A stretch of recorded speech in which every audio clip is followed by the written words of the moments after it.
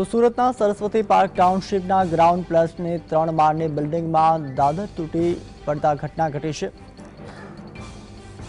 તો ટાઉનશીપના 3 માળની એક બિલ્ડિંગમાં સીડી ધરાશાયી થઈ છે, જેને કારણે અફરાતફરી પણ મચી છે। લોકોના જીવ તાળવે છૂટ્યા હતા। જોકે ફાયર વિભાગની ટીમ પણ તાત્કાલિક પહોંચી અને તાબડતોડ રેસ્ક્યુ કામગીરી પણ કરી છે।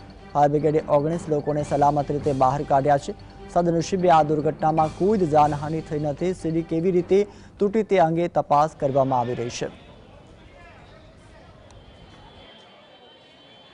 અને માણસો ફસાયા હોય એવો મેસેજ હોય, હાઇડ્રોલિક પ્લેટફોર્મ તાત્કાલિક મંગાવી લેવામાં આવેલી હતી અને જીબીના વાયર રૂપ નીચે હોય, જેથી હાઇડ્રોલિક પ્લેટફોર્મથી રેસ્ક્યુ શક્ય ન બનતા મેન્યુઅલી લેડર્સ લગાવીને ગ્રાઉન્ડ પ્લસ 3 માળની બિલ્ડિંગ છે એના બીજા બ્લોકમાંથી 11 માણસોને ઉતારવામાં આવ્યા છે। પાછળના ભાગે બિલ્ડિંગના પાછળથી અને આગળના ભાગેથી 8 માણસો મળીને ટોટલ 19 માણસને રેસ્ક્યુ